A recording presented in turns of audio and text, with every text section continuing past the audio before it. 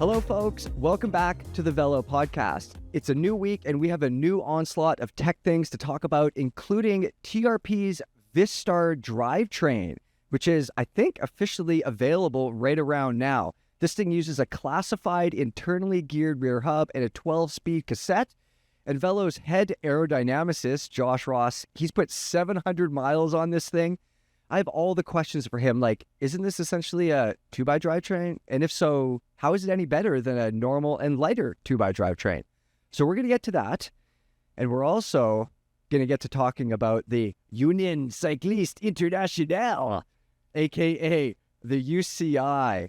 They have just approved a whack of new rules that limit rim depth, handlebar width, fork leg spacing, aero helmet eligibility, and maybe what you could have for breakfast before you race. I have no idea. But guys, I thought the UCI were broskies and they relaxed all those dumb 3-to-1 aero rules. It turns out they were just planned. So Alvin is here to unpack all those rules that we're going to talk about. We're going to explain those. Guys, we've also got a brand new Cervelo Aspero-5. Cervelo says this thing is 34 watts faster than another gravel bike. Alvin's been riding this thing. We're going to test it. It looks like a road bike to me, Alvin. So we're going to dig into that. Looks like a road bike to me, too. Yeah, it does look like a road bike. Yeah. So we're going to dig into that thing. And then finally, Josh is going to talk about the new SRAM Force and Rival. We've got some red trickle down there, and Josh has been riding it. So drivetrains, bikes, rules, all sorts of things. But first, guys, how's it going today? You've had a busy week, eh? I feel like the fires are finally under control. We can take a brief moment. We can talk to the viewers here. It's like, oh my God. It's so very much tech, briefly. dude. I've got very I've brief. got a lot to do. The Tour de France is around the corner. Also Woof. that, yeah. So much tech, it took me 5 tries to get that intro out, everybody. Dude, you got it. And not only that, you were able to do it with like the right amount of animus towards the UCI. Oh, You just tell. Yeah. Yeah, which is a lot. That's the right amount. Yeah. I don't know. Yeah, if, there's you know something what? to that accent you took, I think. I might push back and say even a little more is necessary, but we'll talk about that. Yeah, we'll get there. Before we get there, though, Josh, we got to talk about this crazy TRP Vistar drivetrain.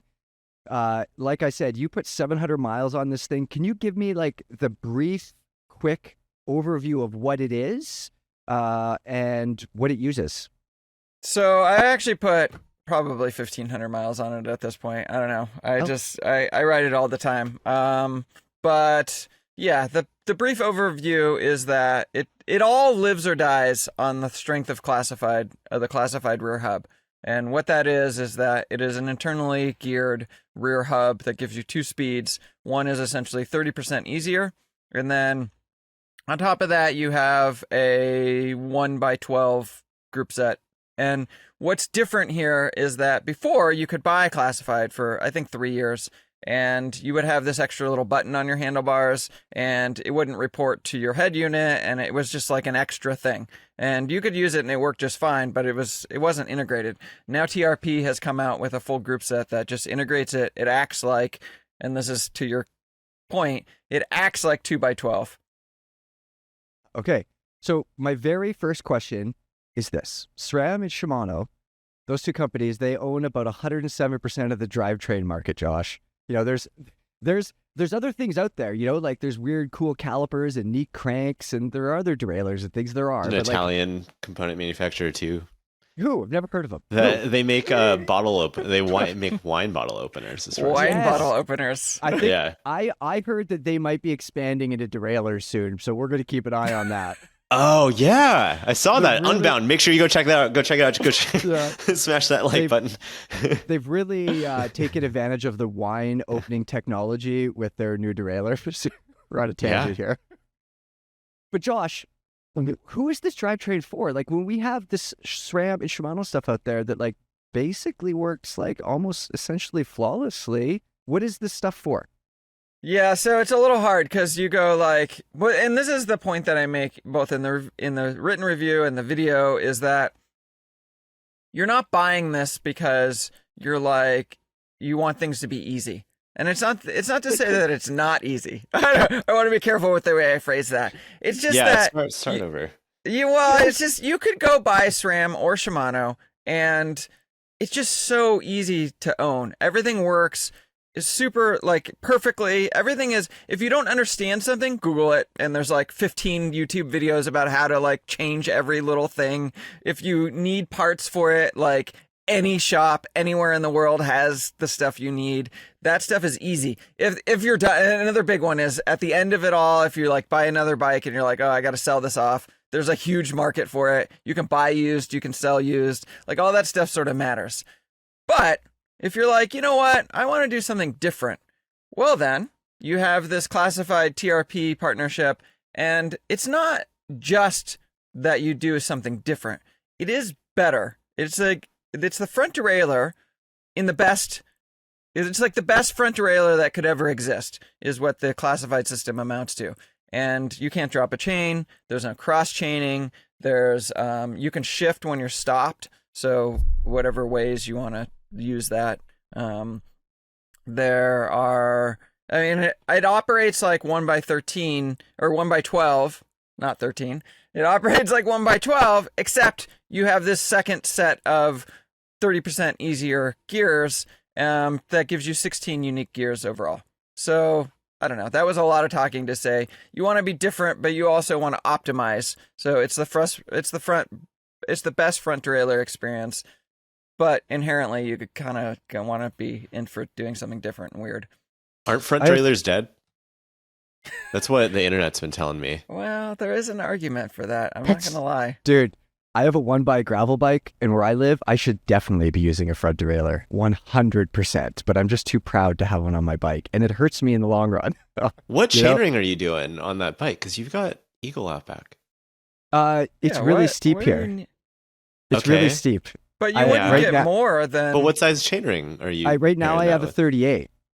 Oh my gosh, It's dude, so steep. Okay, yeah, all right. And that's why we're going to talk about that. This just frames Cervelo. your opinions, mind you. Should I just say this frames your opinions overall? Just as a reminder, everyone. Continue. Sorry. Exactly. So, Josh, this front shift, 30% difference. I don't know anything about math. Is that about what a double chainring? Is that the difference in a double chainring? Is that roughly the same? So when I looked at it, so the way it's not exactly 30%, but that's just the easiest way to do it. And I'm running a 48 chain ring on front, and you just make that 30% easier, and it ends up being for my setup, it's actually quite similar to SRAM X gearing or whatever they call that. So smaller chain ring than Shimano uses, and yeah, it's pretty similar to just SRAM 2x. Which would be a 35 is what you're saying. So it's equivalent to a 48-35. Yeah, well, because 30% or 70% of 48 is something like 34. It's between 33 and 34 if my mental math serves me. So that's Josh. Yeah. What is the shift like? The last time I rode a bike with a front derailleur, it was actually with you guys. For the field test, it was that BMC. That went really well. You were loving it. You were loving it. Dudes, I remember that front shifting. It had been a while since I'd messed around with the front derailleur. And that front shifting, Dura-Ace, Shimano, you just breathe on the button while I'm pedaling hard as balls. And it just shifts right up there no problem. So I just want to say, I haven't used this TRP group, but I just want to say front shifting these days, it's pretty freaking dialed compared to how it used to be. So, I think I've shared this story before, but SRAM literally called me old when I talked about this at Sea Otter. They were well, I was you can do, you can shift under load on the front, and you can cross chain, and they're yeah, people over a certain age, they don't really like to do that stuff, but on our new stuff, you can shift just fine. I don't know. Do you want to live your life cross chained? I find myself a lot of the time going up hills wanting to be cross-chained, and I just don't. And so, I don't know, maybe I'm old and weird and I should just give up on that idea, and cross-chaining is fine. I don't know. What do you think, Alvin? Would you cross-chain all over town? I don't know. Oh, I have been known to be a major cross-chainer. That's actually not true. I'm very much a chainline like optimizer. I will downshift every chance I'll downshift on that small ring every chance I can get. I have spent time on classified before, like riding it. I haven't spent time on this new like fully integrated lever system. I agree with you. The shifting is fantastic. I don't think there's anything wrong with front derailleur systems right now. Like Shimano's Di2 and mechanical front derailleurs, fantastic. So good. The new generation of SRAM Red and now Force and Rival, really good too. Maybe a half step behind. But this one's still the best. It doesn't have the downshift, I think, is where I notice it the most, is the difference, where it's just a little bit quicker, because like the rear derailleur of a Shimano drivetrain or any drivetrain with 2x, like it just has to pick up that slack. Mm-hmm. That just takes a little bit of time. What are the ergonomics like on these levers? So I really like them. Actually, before I answer that, you reminded me about something that I should mention, and I always forget because I don't use it that much. But you can do 2x, or you can set it up so that it's like, I forget what it's called on the TRP thing, but it's essentially like a synchro shift. Yeah, it's like synchro shift or whatever, and so it'll be 1 through 16. That's why you get that headline sometimes. And again, it's just to your point. So when you Shimano or SRAM will do that, but when you have the front derailleur and the rear derailleur shift at the same time on both Shimano and SRAM, I find it maddening, especially if you're climbing up a hill and it like the whole freaking bike just like shudders because everything moves, right? And that just does not exist with the TRP system or the classified system in general. Okay, but to your question about the ergonomics, so I actually have come around a little bit to realizing that I actually find the SRAM, the new generation of SRAM hoods, yes, they're amazing because they allow you to brake, but I like to hold the tops like when I'm in an aero position, and they're sort of short and wide, and it's a little awkward to hold. And the TRP is so good. It's really like squared off and sort of thin, stands up. So it's just like this beautiful handhold. And then it thickens out a little bit as it gets like farther back where like a more casual position would be. And I just love it. I really love it. What is the rear shifting like? Because I read your review. Everybody go read Josh's review on the Velo homepage. And we'll link it down below. It did sound like there were some issues at first. There was definitely some issues at first. It's always a little bit tricky because as a reviewer, I push every company like faster. I need the stuff as soon as you can get it to me. I need the most time on it. And I then end up with stuff that's pre-production, and that is what happened here. I had a pre-production piece. Now, I before the review, I ended up getting a production piece, and it was fine. But I did have to work through some challenges, and I ended up changing the review because my initial review was like, this thing is sort of finicky, and like, yeah, I made it work, but it took a whole lot. It just turned out that the derailleur was broken. It was a pre-production piece, and it had movement where there shouldn't be movement. So the final production piece, if you were to go buy it, it's great. There's nothing like, it's an electronic shifting drivetrain, and it does what it's supposed to do. How'd it fare if you were cross chaining? Because you had a 50-tooth chainring. Some of these 48. derailleurs, like when they're 48, okay. Some of them, when you're cross chaining, like they have trouble, right? Like, did this have any trouble? So, I mean, it's essentially 1x12. That's the whole thing. And did it have trouble? I don't think so. I mean, it works like any other 1x system. Talk to me about shift speed, chain noise, all those kinds of things. SRAM and Shimano, they're dialed these days. How does this compare? Yeah, so Shimano in particular, it is so smooth. You sometimes are like, did I shift? And you're not going to get that here.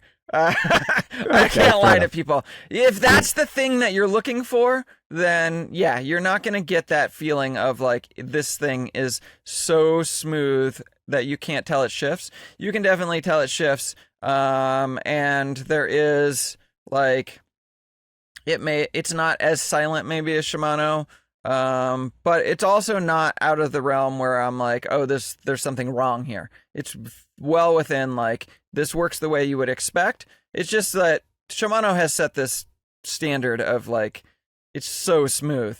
And some people, like, that is the thing that they absolutely want. And again, this goes back to my, like, you have to be willing to do things like a little bit different. If you're like, oh, I want that Shimano experience, I mean, only Shimano has that Shimano experience. Yeah. Tell me about the derailleur. Is this, I imagine it's a wireless battery. When you set it up, are there limit screws you have to do, bead tension adjust, or are they like other wireless derailleurs where it kind of just like the computer sorts it out itself? I mean, the computer sorts it out. There's limit screws, but the computer mostly sets it up in terms of where the indexing is, and the setup in the end. So we ended up having to go through. We did it twice, and I didn't end up doing it either time.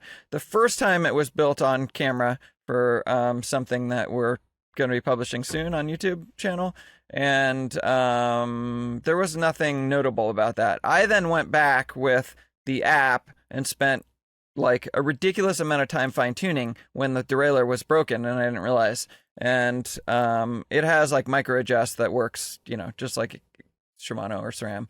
And then TRP actually flew out to make sure that it was right. They were the ones that I was like, this is not right. They brought me a different derailleur and made sure that it was right. They didn't end up having to do anything other than replace the pre-production piece that was broken with a not pre-production piece. But through that setup, then once they replaced the derailleur, it was like, a 5-minute thing. You plug it in, you attach it to the system, it does its thing mostly. Do you need to use the TRP app to use this drivetrain? No.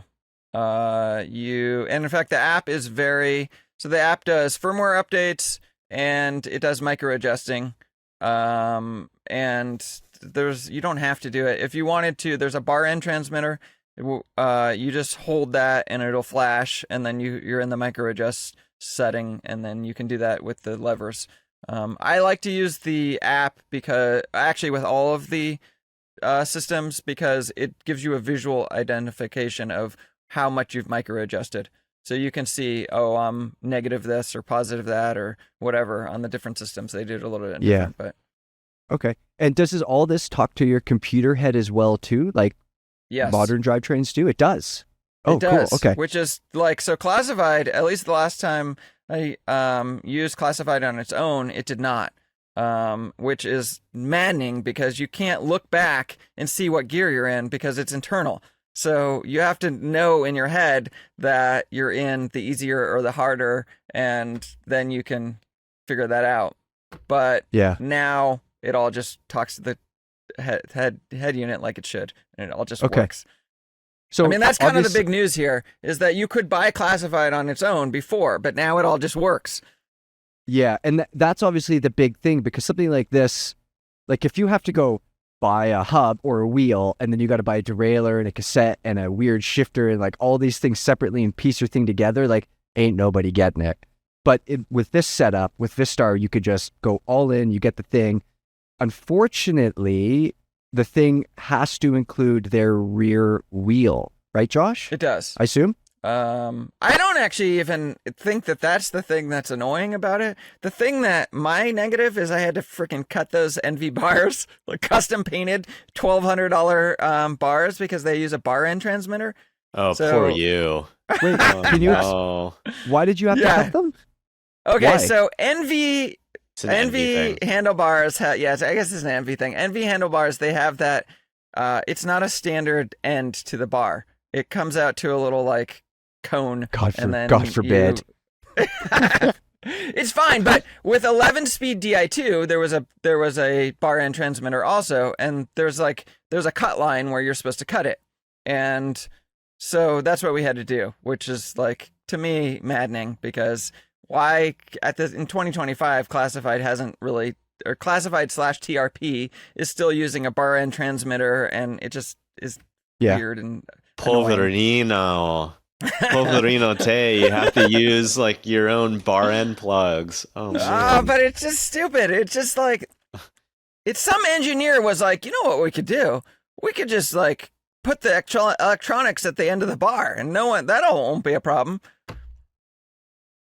Yeah, they weren't considering the overlap of classified users and NV Thanks. bar riders, which is probably It's bigger not, than come you on, might it shouldn't be, it's not just about envy. It's just like, there's all the reasons that you don't want to deal with that. There should not be cables running through there. And I know there's brake cables, but brake cables are much easier to route than tiny little electronic cables. And a bar, it's all just an engineering workaround. And you're like, yeah, you could make fun of me because they're like, okay, it's fancy envy stuff and like it doesn't really, but why make it such a workaround? Why not just solve the problem in a way that like is considered? Yeah, I agree. I have two questions for you, Josh.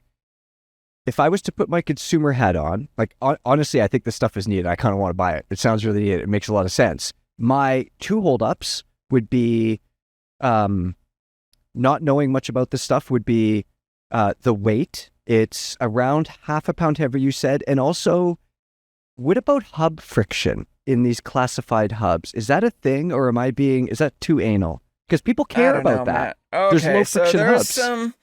There's some people out there that claim that like the friction, it takes 9,000 watts to overcome the friction of a classified rear hub, and then classified came out and did their own white paper that was like, no, it actually is negative watts. You get a sail effect. It actually propels you forward. I don't know the answer. What I can tell you is that one of the best parts of running classified is this feeling when you coast where there's no hub noise and it feels like you're coasting with a disconnected chain. Like it is so smooth and so low friction in the feel that like it is addictive. It is incredible. I absolutely love it. So do I have instrumented tests to say one way or the other? No, but what I can tell you is that it feels like there's basically no friction, and it's really incredible. It's one of the reasons that I always sort of forget to tell people, like, yeah, you want to be different and you want this, there's reasons that you would want to choose classified, but one of them, which I sometimes forget, is just the feeling of riding with it is really incredible. Okay. And what was your other question? I got distracted. Well, I want to ask you, what is the ideal use case scenario for this stuff, the ideal rider? And then at the end of the day, let's say you have one bike and you could have a 2x, you could have a traditional 1x, or you could have Vistar on it. I want to know, like, what would you choose? Okay, the ideal rider. So it's someone who wants to optimize, and that, like, I could just stop right there, right? Because again, there's the Shimano and SRAM are easy and they work. So, but you're like, hey, what if we could do this a little bit better? Like, I don't know, 10% better? Like, not a lot, right? We're not talking like 90% better. We're talking like a little bit better. Can you optimize just a little bit more? And yeah, you can. It's called classified. And for this bike that we built, and it's this Wild Envy that we painted. Black Magic in Portland, Oregon, painted the bike, and it's this crazy thing. But the whole theme of that bike is aerodynamic performance. And it's, you see my title, head aerodynamicist. But it's all about, like, one bike can be more aero. And I don't have instrumented testing to say, and everyone's really cagey about how much more aero, but it does seem to be a thing. We're starting to see this trend towards, like, the most aero options are going to one by. Well, Classified provides that. And so if it's, you want to optimize aerodynamically, and then to your riding, you know what you could do? You could take your bike setup exactly how it is, and you could add classified with just a button. It wouldn't be integrated the way the TRP group set is, but you could just add 2x. You could suddenly have another set of gears that are 30% easier without changing the rest of your setup. That's not entirely true, though, because you'd still have to use like their cassettes, and the widest range cassette you have is an 11 to 40, I believe, right? And then the other thing is, I think it's bigger than that. Is it? We have to look. I think it's 11 to 40. I haven't looked in a while. But the other thing to note, Levy, is like with the reduction gear, like if you're running a 38 tooth chainring up front, if you go into that low gear on the hub, the 0.7 of 38 is like 30. Yeah. or something like that. So it's Yeah. You really want to go up in your front chain ring, Of course, again supposed to be more efficient because you're like, I don't know, some mathematician figured out it's more efficient to run a bigger chain ring in front, but whatever, that's supposed to be the thing. So you run a bigger front, but it's still, you could. That's right. Alvin is correct, and I completely forgot that you do have to use their cassette, but you could just sort of drop it in. You wouldn't have to like change out your whole everything. You'd have to play with your gearing a little bit. Okay, but then to your question of what would I choose? Well, I mean, I did choose. I built this amazing bike with, the Envy Melee is probably my favorite bike, and I painted it with black magic. It looks amazing, and then I added TRP to it. And you could go like, well, yeah, but that's your job to test things. But I mean, I could have put it on a different bike, and I could have borrowed a bike. I could have whatever. Like, I chose you put it on your to forever do this bike because again, it's like you show up with a big name brand bike, and it's built the way it comes from the factory, and everyone's like, yeah, that's cool.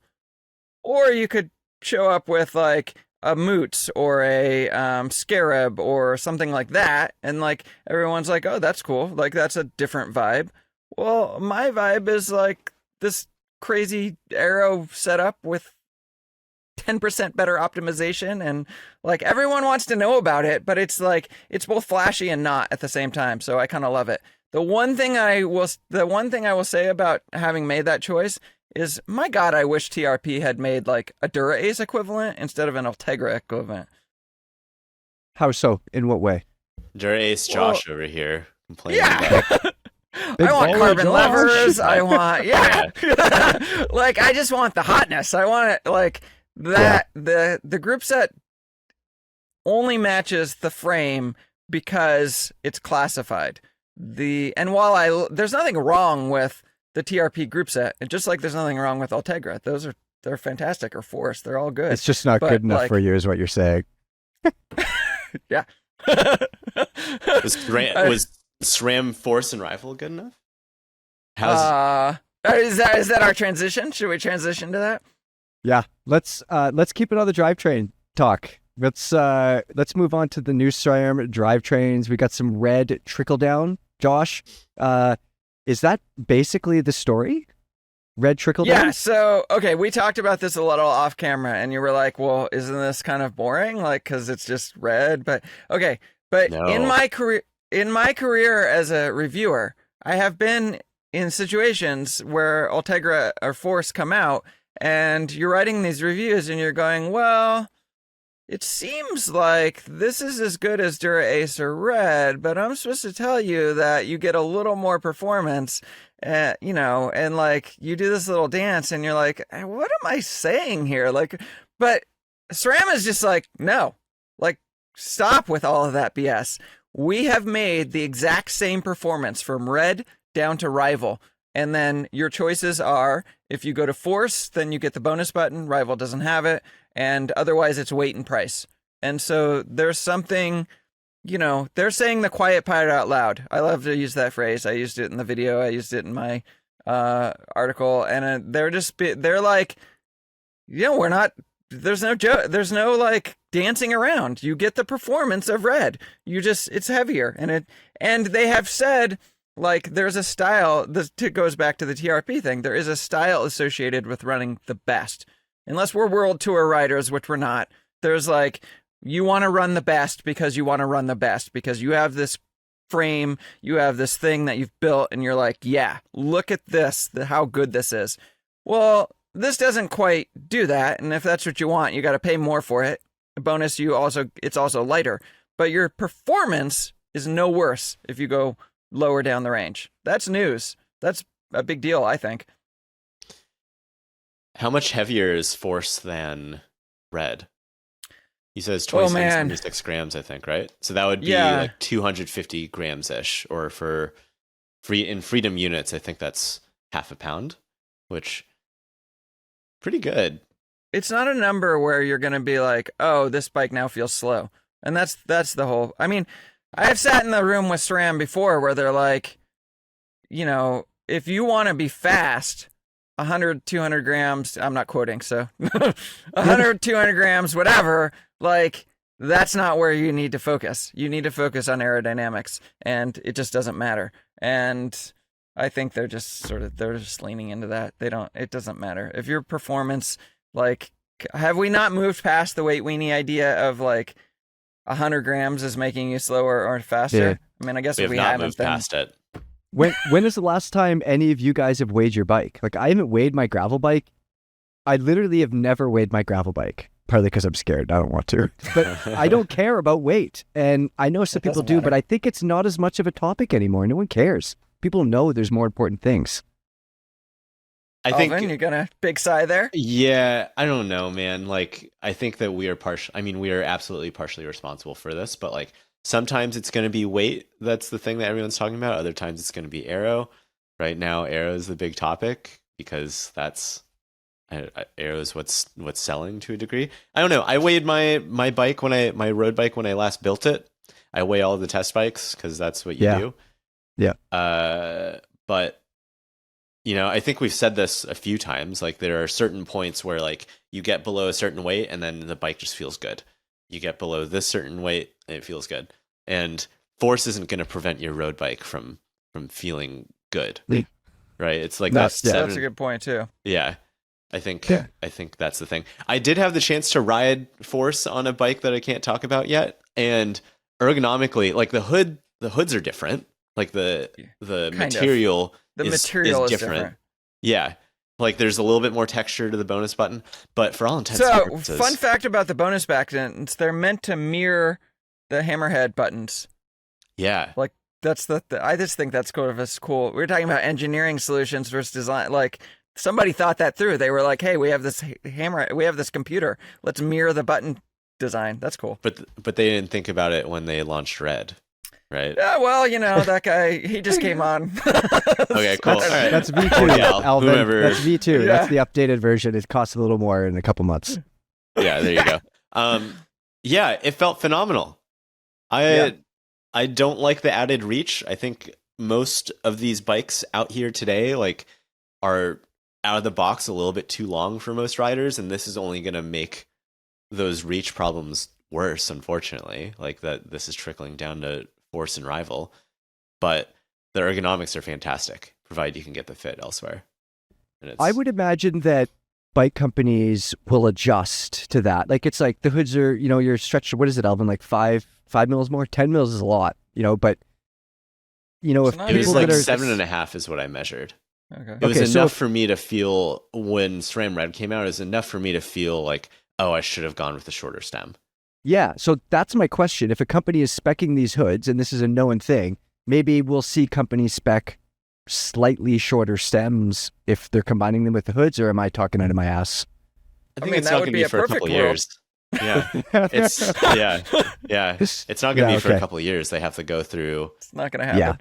Yeah, cycles. And I don't know. Like, these bicycle manufacturers have also known for a while that these new levers are coming, but I don't know if they realize that regular people are going to be like, oh, this messes with my fit as much as it does. I think there's a style involved here too. They want to spec a 110 stem because people are looking for a 110 stem or a 120 or like, right? And then if all of a sudden your bike has a 105 stem to account for that, people are going to be like, what is this weirdness? That's a good point. Consumers are not going to get it. Yeah, fair enough. Josh, give me the prices on these two groups and tell me when people could buy them. And I'm sure they're already showing up on bikes at some point soon as well too. So you can buy them. You can buy these group sets right now, and the price for Force is $28.42, and that is for the road 2x version that I rode, and then there is the Rival Explorer Access that I also rode, and that one is $17.43. All right. Levy, I know that you're not super excited. You're not as excited about this as you are the classified group, but yeah, I mean, I think this is the best. I think this is the best braking in the industry right now. Like Yeah. at least SRAM Red is the best braking in the industry. Like it's the easiest. The integration's pretty sick. Like the gearing options are pretty crazy, and it's compatible with older generations of Access, which is money to me. Like, yeah, no, it makes a lot of sense. That's for sure, performance wise. Yeah. And it's got me wanting. I know you want classified on your bike. I think I want Force on my next bike. That was my next question for you guys. We have these two groups here that are, I mean, it's a transmission derailleur. It's not like normal by any stretch of the imagination, but it's been around for a while and we all understand it. On one hand, you have that stuff. And then over here, you have this classified stuff. I know the SRAM stuff is just going to work. I'm going to put it on my bike and it's just going to work. But man, am I interested in the classified stuff. To me, that's like so neat and interesting. So you just talked to Rob. Rob ran classified. I don't think he did in the most recent Unbound. Not this year. Yeah, not this Unbound, year, no. but he has run classified a lot. Yep, and he's a fan of it. Yeah, riding just like you do. Yep. Well, not just like, he's going a little quicker, a little farther. Well, yeah, but that's yeah. You know what I have noticed when I look at Lachlan stuff. So if we go a similar time, right? He's going much farther, obviously, but we're actually out. A lot of times we're actually out for the same amount of time because he's going so much faster that he's doing some crazy long ride. And like if I ride for 24 hours, right, that's about a 500K for me. And for him, that is like, I don't know, 1,000 or something, 1,200 or who knows. But like whatever it is, he'll do some crazy thing. And I'm like, oh, we were actually out for kind of the same amount of time. Dude, I was talking to Cam Jones. I don't know if that podcast has gone up yet, but Unbound 200 winner Cam Jones. And I asked him what his... It'll be up. It'll be up, everybody. Go check it out. It'll be up by this comes out. His TSS score, I think it was in the 4s for winning Unbound 200, which is insane. Like, I did a ride. It was, granted, it was a little farther than that. But, like, this is just a perspective. My TSS was 947. And it was like... nice. You know, a similar distance or whatever. It's just like, it's not real life. It's crazy. It's just crazy. Yeah.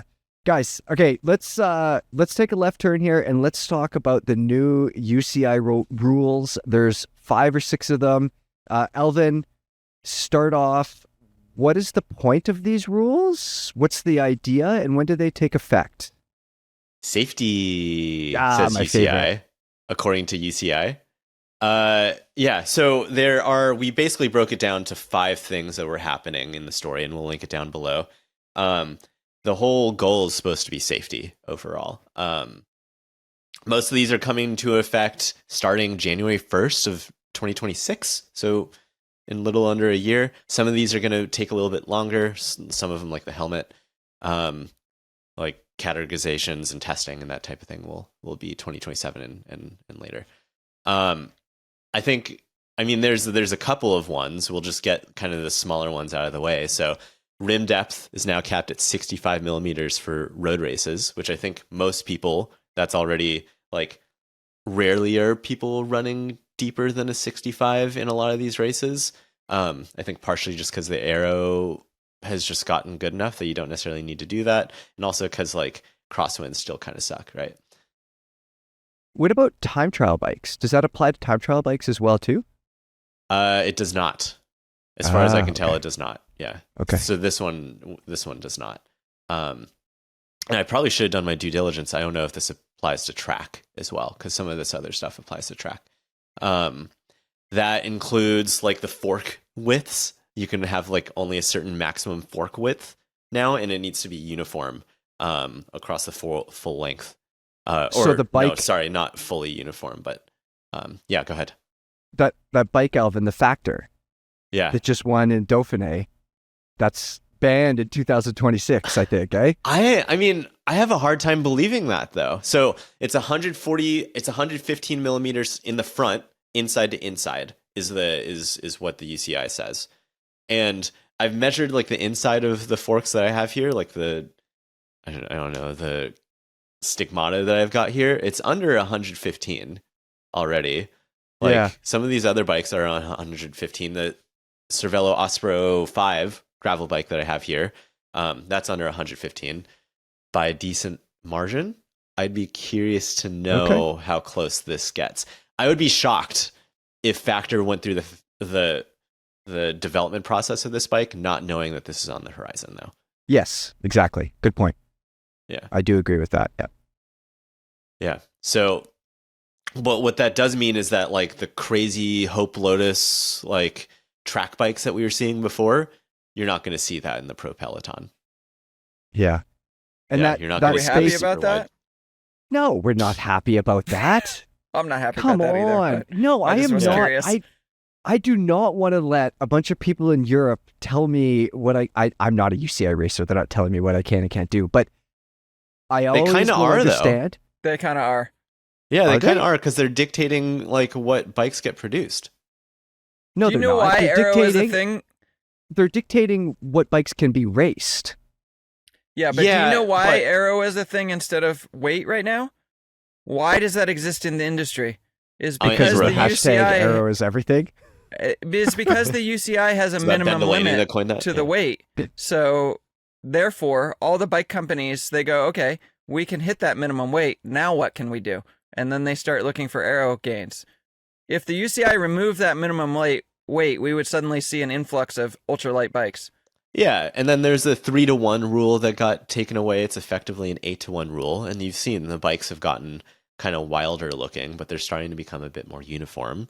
Like But we were those talking about bikes- this before.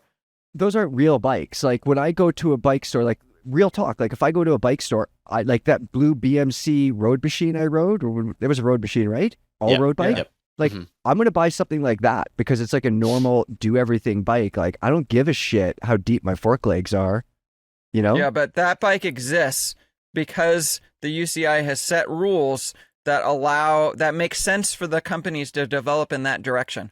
You think see what you're saying. and regular people think that the UCI doesn't affect them because they don't race UCI or they don't care and like whatever.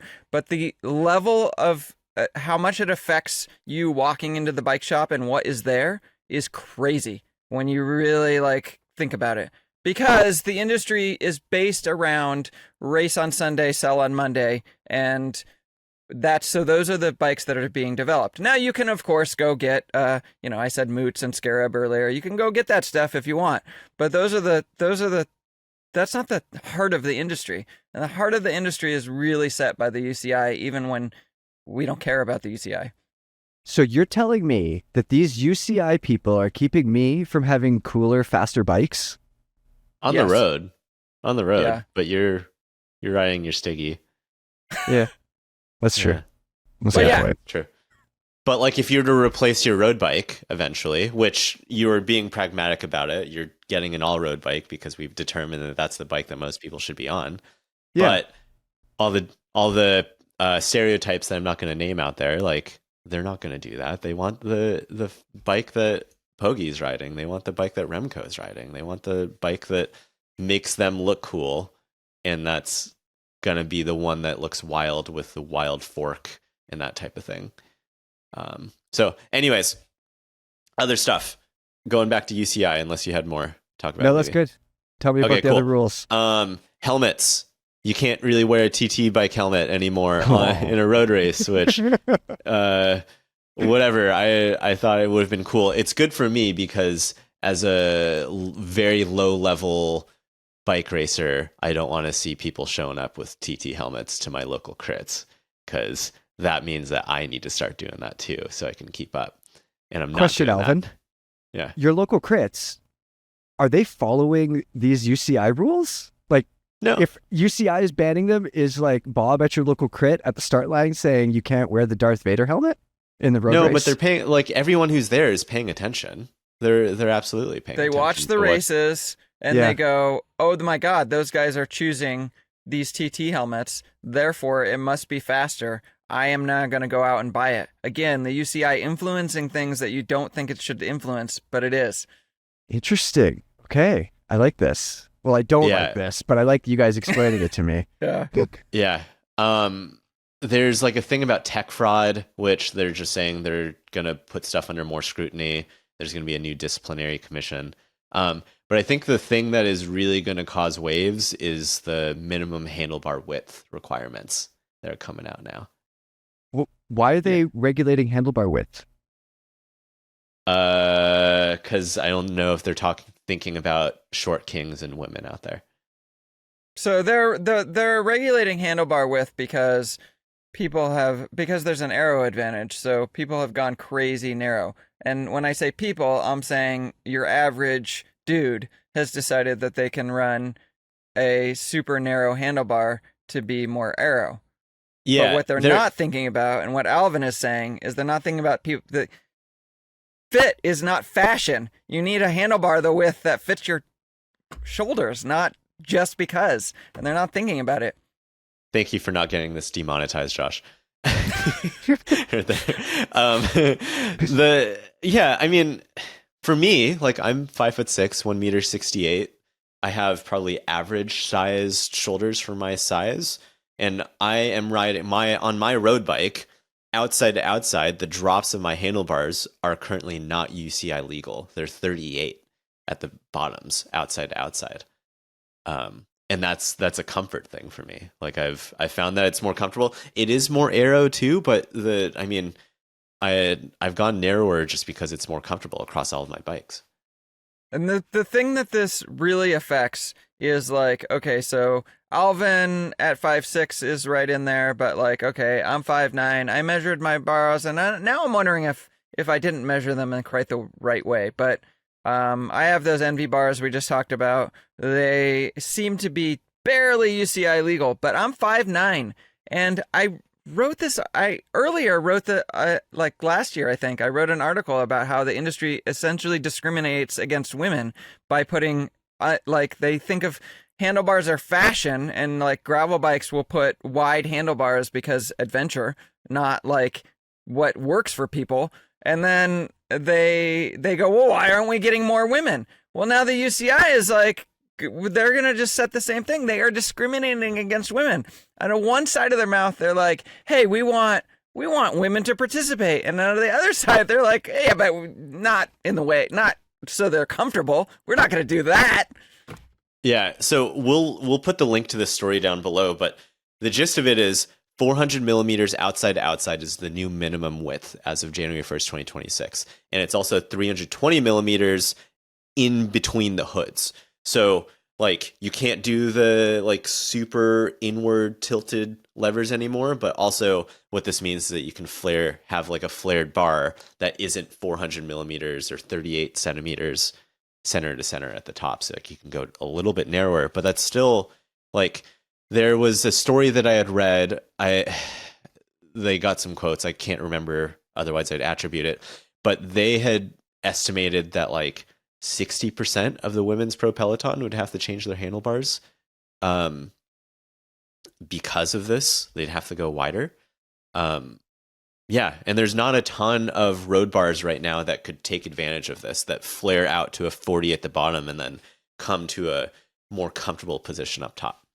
So this goes back to our earlier discussion, Mike, of the things that UCI influences that you don't think about. So now that they've made this rule, assuming it stands, all the manufacturers, it is already hard to find a 38 bar, which is kind of the minimum here at this point, right? So 400 outside to outside ends up being 38. So it is already kind of difficult, especially integrated one-piece bars, which come on the high-end bikes, right? To find a 38. And then now they're like, oh, you can't race that. So these companies are going to stop making them. It's going to be even harder. And again, it's just like the soapbox of it is like, this is such low-hanging fruit. We want more women to participate, but like, we can't just do the simplest thing of make sure that bikes fit them. I mean, I understand what you're saying, but I don't think having to have your handlebar centimeter wider will keep more women from enjoying the sport or entering the sport, you know? Well, so I went from a 40 to 38 on all my bikes because I realized that it wasn't comfortable to run 40 centimeter bars for my shoulder width. And again, I'm 5'9". And so, yeah, I guess we could say like a 5'2" woman should be on a 40 centimeter bar, and they just have to deal with it. But then your hands are not wide. Ideal. Yeah. Yeah. Yeah, interesting. The UCI, I mean, they have a history of this, but they're kind of painting with a broad brush right now.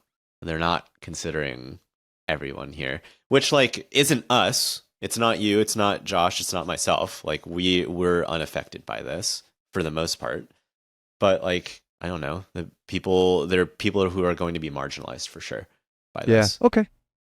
So this is why representation matters. It's just a simple thing. If there had been women on that board who said like, or on that women helping make that decision, they would have been like, hey, my bars don't like, that doesn't work for me.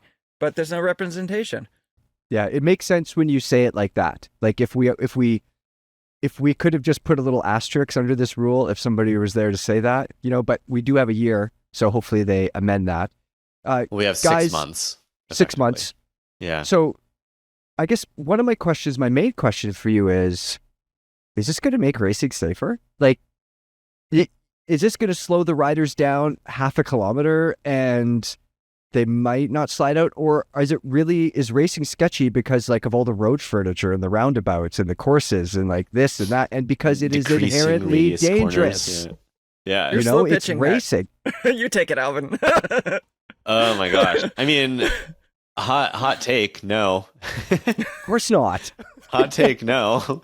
It's not. Let me pull up the direct quote from it's just such president. There are things that they could do that, again, it's so simple. Like, hey, maybe like right before sprint finishes, we don't have roundabouts and narrow sections and speed crazy bumps. Talk.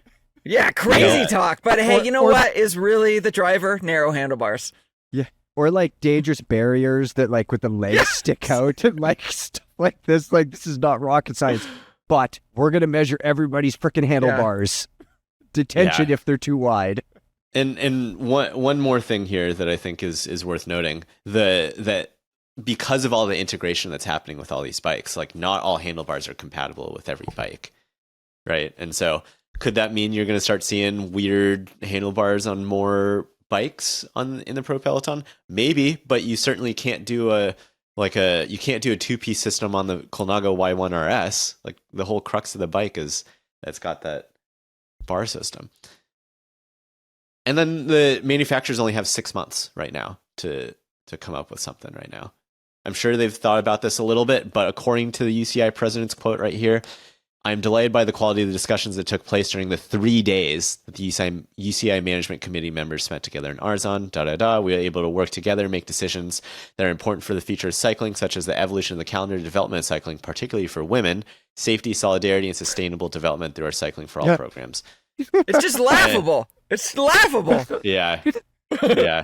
It's tough.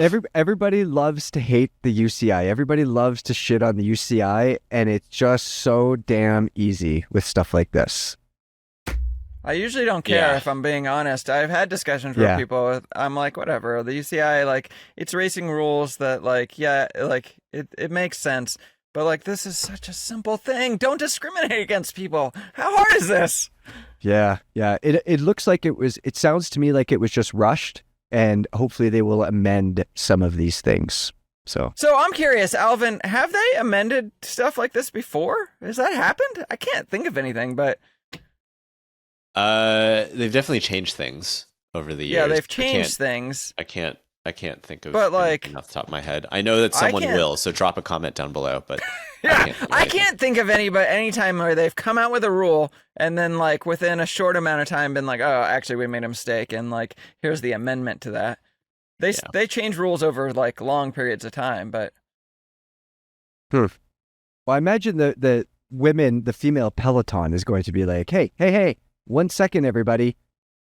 I would imagine they are, but is it gonna? Are they? Is it's gonna fall on? My thought is it's gonna fall on deaf ears. Yeah, they're not just gonna call up the UCI hotline. No, doesn't work like that. Okay, I don't know. It's a red phone, actually. It's a red smartphone. Exactly. Yeah. Let's move on to a new bike.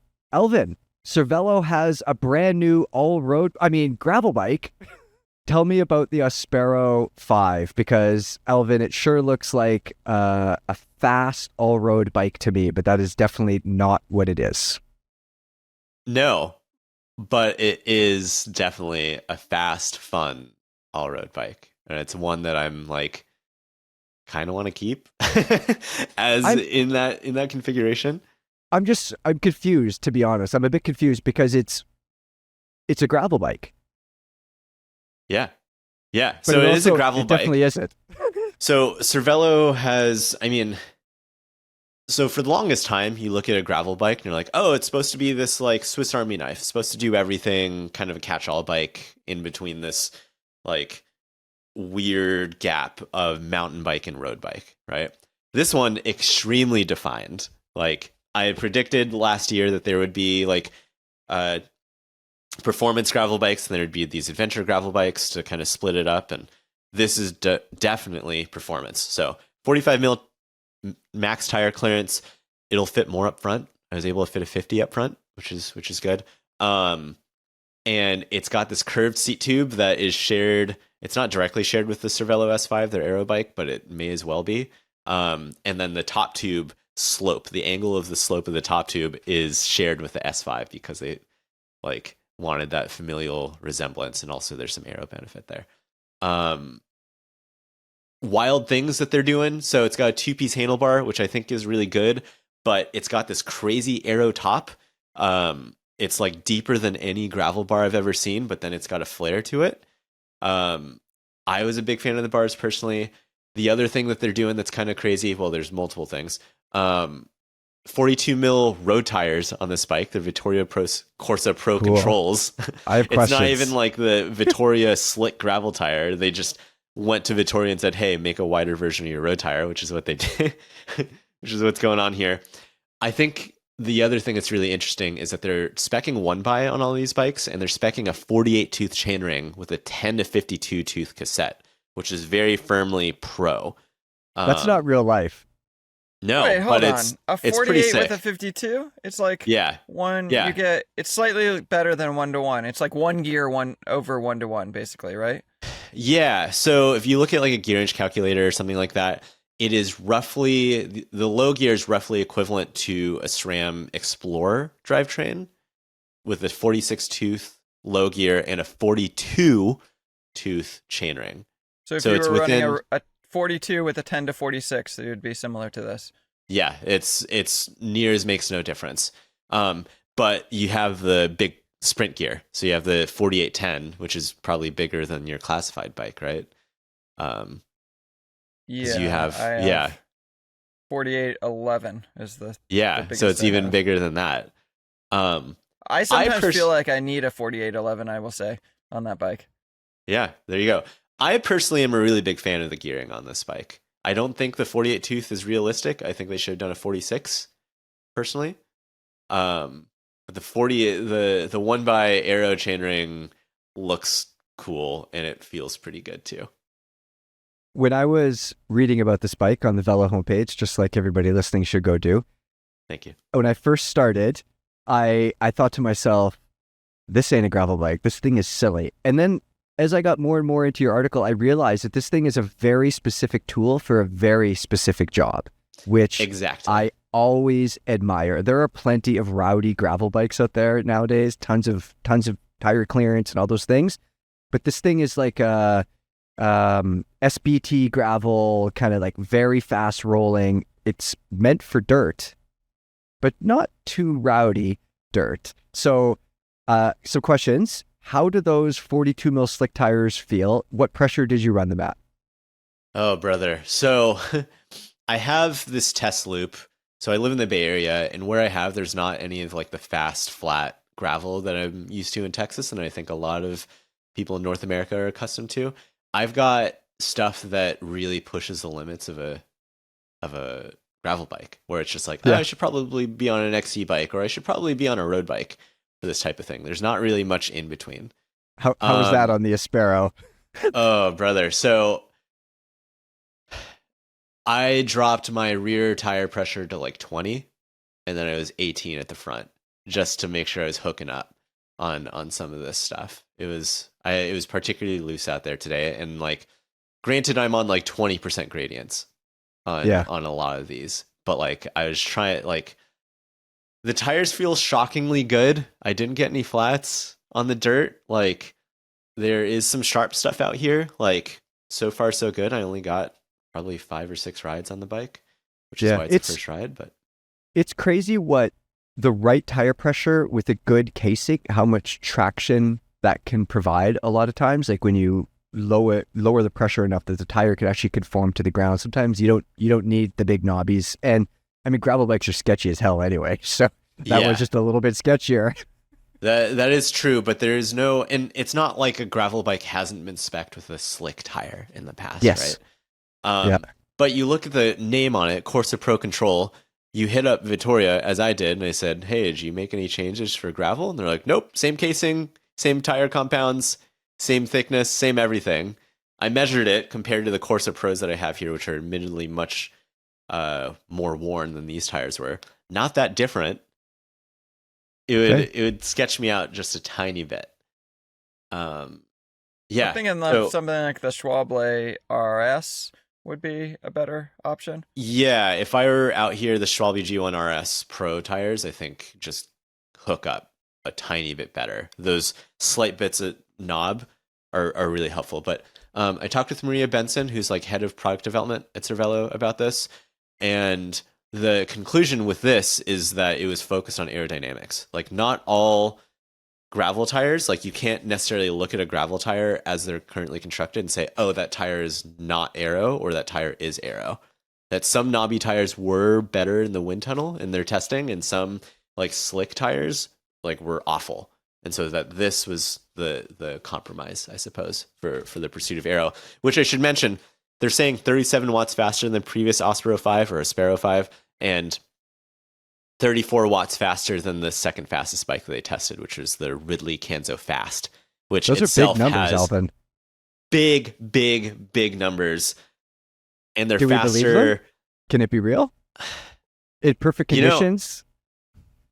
In certain conditions, I don't know if I can believe it, but the thing that I can believe is that I took this on a group ride on the road here, and there are certain sections where I will lose out on a gravel bike where it's just like, oh, I feel like I'm obviously like losing something compared to the road bikes.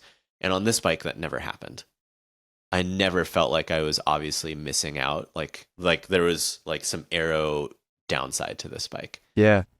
Interesting. So I think it might just have to say more about like the state of aerodynamics in gravel bikes. They're just not quite there. Anyways. Yeah. I was going to say, when I rode with you guys down in Marin there, we went for a ride where you guys were on 2 all-road bikes and I was on my gravel bike. With like 18 PSI or 20 PSI or whatever it was. Your fork was unlocked too. Yeah, my fork was unlocked, and like, I like to convince myself of things that I could like, oh yeah, easy. I could keep up. I'm gonna have to work a bit harder, but I could keep up. But like, I couldn't. There was no way that I could keep up. Yeah. So when you ride a fast gravel bike, usually you're like, oh, this is fine. Like I do this in the winter a lot of times. I ride a fast gravel bike for a few months, and I go, oh yeah, this is just like a road bike. And then you get on the road bike and you're like, my God, I was wrong. Yeah. So, but it sounds like that's not really the case here. Yeah, no. that was where I was going with that, is how does it feel compared to an actual road bike? What are you losing? So if you're running these wide tires, which I've done before, and I'm planning on doing like a longer term experiment eventually, in general, be it this tire or anything with like a wider casing, on the road, like tire pressure becomes more important, because if it's too high, it gets kind of jittery and wiggly and that type of thing. Too low and it feels sluggish. So you got to dial in the tire pressure and that type of thing just a little bit more. If you're doing kind of like the more aggressive cornering that we were doing, like going down Hawk Hill, for example, or like the stuff that I have here, Mount Diablo, like you lose some of that like precision that you get with a narrower tire, I suppose, on the road. Where like a wider tire kind of just floats a little bit more, and you have to be kind of comfortable with that. But besides that, though, at least in this configuration, I didn't feel like I was losing out on much.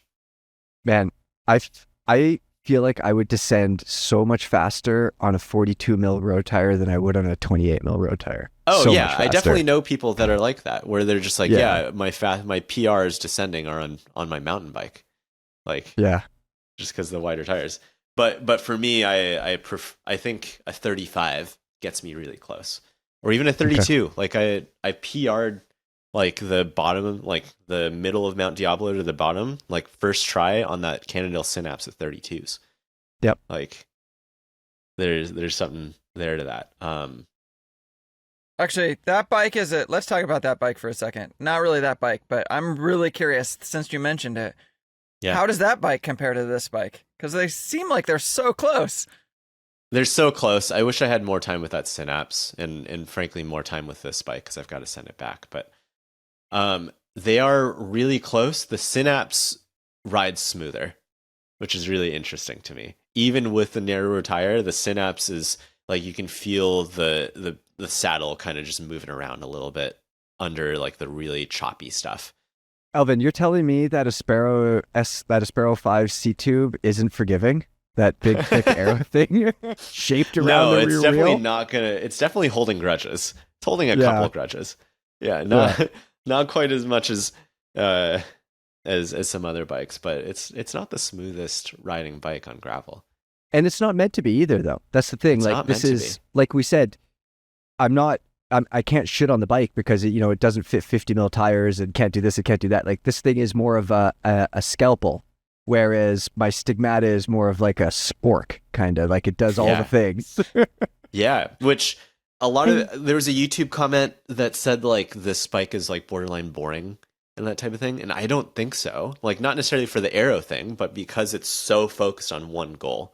Yeah, I think that itself is really interesting. Does that make it a good bike for everybody? No. But I admire Cervelo for as you say. But like, I wonder how many people it actually makes it a better bike for, because just like Americans love to buy SUVs and F-150s because they might haul something someday, you could just like people buy gravel bikes because they're like, oh, I'm gonna do this thing, and then they never do.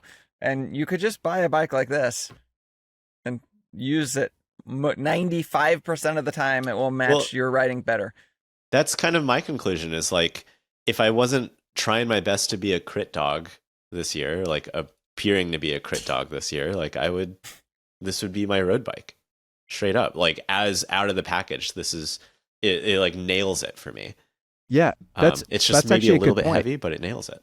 Yeah, it's not everybody's gravel bike, obviously. It's a very specific gravel bike, but it might be everybody's all-road bike, even though it's not made for that, is kind of what we're getting at here, it sounds like. Yeah. If they released it as the Caledonia 5, it's a good bike, but I was a little bit underwhelmed by it. They released this as the Caledonia 5, I'd be like, oh my gosh, when can we start getting this at a lower price point so more people can buy it, Yeah. Like... Which I should mention, it's a very premium price. It's $8,700 for the Force model, or I think $12K for the Red Access build that I tested. A lot of money, but good bike. Fancy stuff. Okay, guys, let's end there. We've covered a whole boatload of tech today. We've got the TRP drivetrain. We got 2 SRAM drivetrains. We've got an Aspero. We got 4 SRAM drivetrains. Geez, I can't even keep track. We've got 4 SRAM drivetrains. We've got a new gravel bike, sort of all-road bike, speedy, racy gravel bike. So all sorts of tech today.